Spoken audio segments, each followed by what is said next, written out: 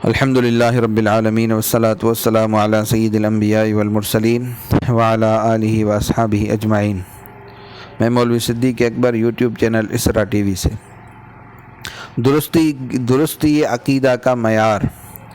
قرآن پاک اور احادیث رسول اللہ صلی اللہ علیہ وسلم کے بموجب جس طرح علماء حق نے عقائد کو سمجھا ہے، اسی کے بموجب اپنے عقائد کو صحیح کرنا ہمارے اوپر لازم ہے۔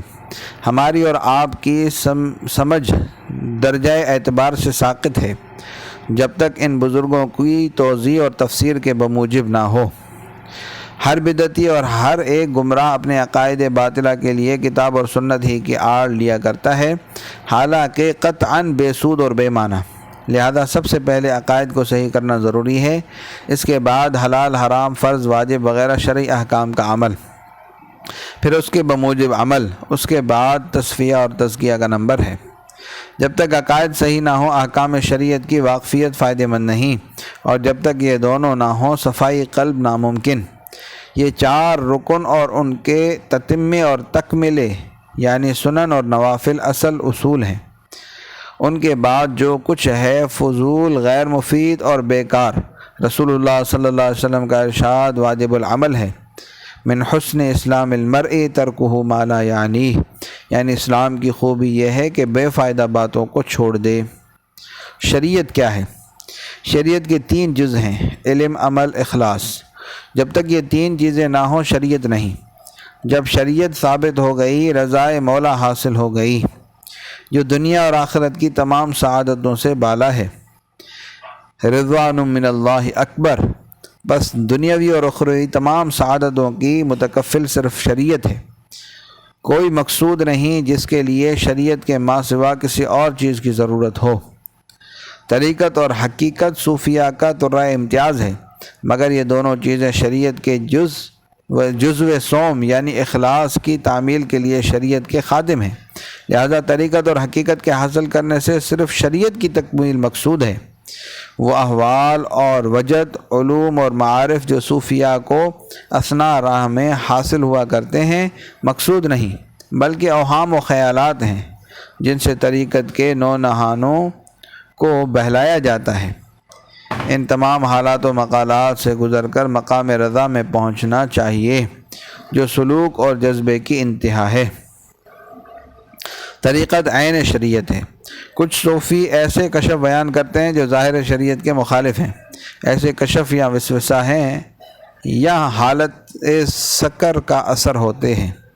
باطن ظاہر سے قطعاً مخالف نہیں، درمیان راہ میں کچھ مخالفت معلوم ہوتی ہے، لیکن کامل اور منتہا حقیقی باطن کو ظاہر شریعت کے موافق ہی پاتا ہے۔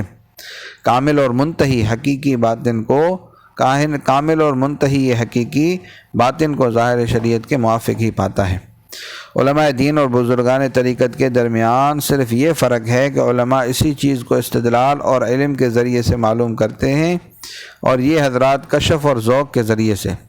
یہ مطابقت اور موافقت ہی بزرگان طریقت کے حالات کی صحت اور درستی کی سب سے بڑی دلیل ہوتی ہے۔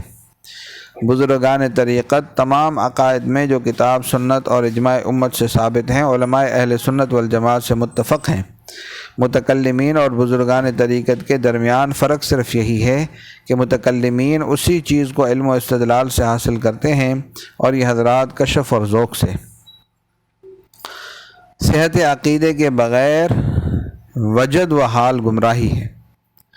اتباع فرقہ ناجیہ کی دولت جس قیمت پر بھی میسر ہو، احسان اور موجب شکر۔ مجھے اگر یہی مل جائے اور حال اور وجد کا کوئی حصہ نہ ملے تو میں راضی رہوں گا اور کوئی غم نہ ہوگا۔ بعض مشائخ قدس اللہ اسرارہم سے غلبہ حال اور وقتی سکر کے باعث کچھ ایسے علوم و معارف ظاہر ہوتے ہیں جو اہل حق کی رائے صائب کے مخالف ہیں۔ چونکہ ان کا منشا کشف ہوتا ہے لہذا وہ معذور ہیں۔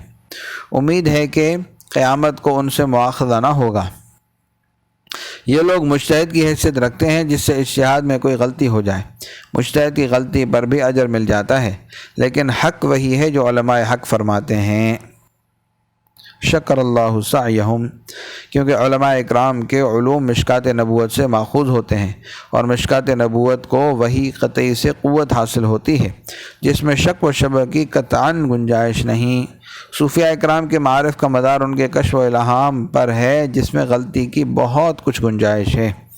کشف و الہام کی صحت کا معیار علماء اہل سنت کے علوم و تحقیقات ہیں۔ اگر کوئی کشف ان علوم سے بال برابر مخالف ہے، وہ دائرہ ثواب سے خارج ہے۔ یہی ہے علم صحیح اور حق صریح، اس کے علاوہ جو کچھ ہے گمراہی ہے۔ الہام دین کے پوشیدہ حالات کا مظہر ہے، وہ دین کے اندر کچھ زائد کمالات نہیں پیدا کر سکتا۔ الہام کی مثال اجتہاد جیسی ہے، فرق صرف یہ ہے کہ اجتہاد شریعت کے ان احکام کو ظاہر کرتا ہے جو ظاہر شریعت میں ضروری ہیں، مگر عام نگاہیں ان تک نہیں پہنچ سکتی، اور الہام شریعت کے دقائق اور اسرار کو واضح کرتا ہے۔ حالات شکر و وجد کے کلمات اور ان کی اصلاح۔ کسی بزرگ نے حالت شکر میں کہہ دیا کہ ولایت نبوت سے افضل ہے۔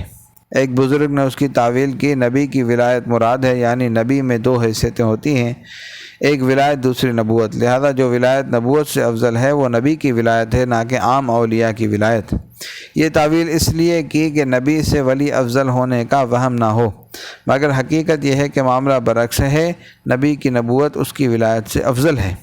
وجہ یہ ہے کہ ولایت میں تنگی سینے کے باعث خلقت کی طرف توجہ نہیں ہو سکتی، اور نبوت میں چونکہ انتہا درجہ سینے کو وسعت اور انشراح ہوتا ہے، لہذا وہ حضرت سبحانہ کی جانب بھی متوجہ رہتا ہے اور مخلوق کی جانب بھی۔ ایک کی جانب توجہ دوسرے کی جانب توجہ میں کوئی نقصان نہیں پیدا کرتی۔ نبوت میں صرف مخلوقات کی جانب ہی توجہ نہیں رہتی کہ ولایت کو نبوت پر ترجیح دی جا سکے، یہ تو عوام کل انعام کی شان ہے، نبوت کی شان اس سے بہت بالا ہوتی ہے۔ ارباب شکر کے لیے اس نقطے کا سمجھنا دشوار ہے، یہ معرفت مستقیم الاحوال کے لیے مخصوص ہے۔ شیخ فرید کو ایک مکتوب میں تحریر فرماتے ہیں، اللہ تعالیٰ کا ارشاد ہے، من یطع الرسول فقد اطاع اللہ، جس نے رسول اللہ صلی اللہ علیہ وسلم کی اطاعت کی در حقیقت اس نے خدا کی اطاعت کی۔ حضرت حق سبحانہ و تعالیٰ نے رسول اللہ صلی اللہ علیہ وسلم کی اطاعت کو بعین ہی اپنی اطاعت قرار دیا ہے، پس جو اطاعت خدا کے نام پر ہو مگر رسول اللہ صلی اللہ علیہ وسلم کی اطاعت کے ماں سوا ہو، وہ خدا کی اطاعت نہیں۔ اسی مضمون کی تائید اور تقویت کے لیے قدرت در حقیقت کا لفظ آیت کریمہ میں لایا گیا ہے۔ قد در حقیقت کا لفظ آیت کریمہ میں لایا گیا ہے تاکہ کوئی ابو الہوس ان دو اطاعتوں میں تفریق نہ کر سکے۔ دوسرے موقع پر حضرت حق جل مجدہ اس جماعت کی قباحت بیان فرماتے ہیں جو ان دو اطاعتوں میں امتیاز اور تفریق پیدا کرے۔ ارشاد ربانی ہے، یریدون ان یفرقوا بین اللہ ورسلہ ویقولون نؤمن ببعض ونکفر ببعض ویریدون ان یتخذوا بین ذلک سبیلا اولئک هم الکافرون حقا۔ وہ چاہتے ہیں کہ اللہ اور اس کے رسول صلی اللہ علیہ وسلم اس کے رسول کے درمیان فرق پیدا کرے، اور کہتے ہیں کہ ہم بعض پر ایمان لاتے ہیں اور بعض سے انکار کرتے ہیں، اور چاہتے ہیں کہ اس درمیان میں کوئی راستہ بنا لیں، یہ لوگ بلا شبہ کافر ہیں۔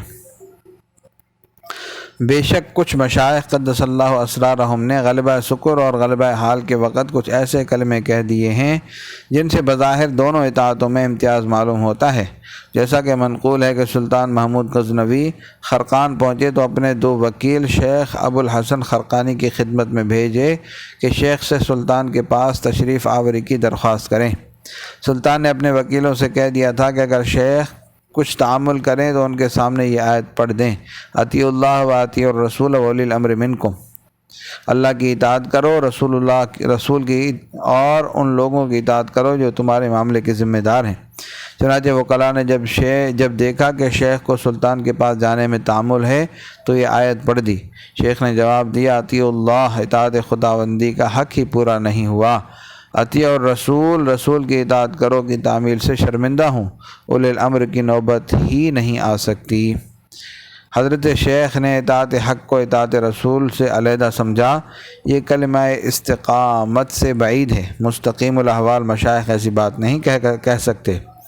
مستقیم الاحوال مشائخ شریعت، طریقت اور حقیقت کے تمام مراتب میں رسول اللہ صلی اللہ علیہ وسلم کی اطاعت ہی حضرت حق جل مجدہ کی اطاعت قرار دیتے ہیں، اور حضرت حق کے نام پر اس اطاعت کو جو اطاعت رسول اللہ صلی اللہ علیہ وسلم سے ہٹ کر ہو عین گمراہی قرار دیتے ہیں۔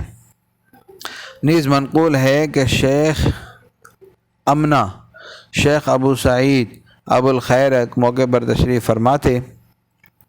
سعادات خراسان میں سے ایک جلیل القدر سید بھی اس مجلس میں تشریف فرما تھے۔ اتفاقاً ایک مغلوب الحال مجذوب آ پہنچا۔ حضرت شیخ نے اس مجذوب کو سید صاحب کی بنسبت زیادہ تعظیم سے بٹھایا۔ سید صاحب کو اس پر تعجب ہوا۔ شیخ نے فرمایا، آپ کی تعظیم رسول اللہ صلی اللہ علیہ وسلم کی محبت کے واسطے سے ہے، اور اس مجذوب کی تعظیم حضرت حق جل مجدہ کی محبت کے تعلق سے۔ مستقیم الحال بزرگ اس قسم کے امتیاز کو بھی جائز نہیں قرار دیتے۔ یہ بھی مغلوبیت حال اور وقتی سکر کا اثر ہے۔ اسی طرح ان الحق وغیرہ کے کلمات کے متعلق ارشاد فرماتے ہیں کہ یہ سب کلمات درمیانی عوارض کی بنا پر صادر ہوئے۔ جو شخص حضرت حق جل مجدہ کے سامنے خود کو ہر طرح ہیچ کر چکا اور فنا کے حقیقی درجے پر پہنچ گیا، اس کو تو اپنا وجود ہی ہیچ معلوم ہوگا۔ یہ کیسے ممکن ہے کہ اپنی جانب نسبت کر کے کہے کہ میں حق ہوں؟ میں اسی وقت تک ہے جب تک فنا کامل حاصل نہیں ہے۔ ان الحق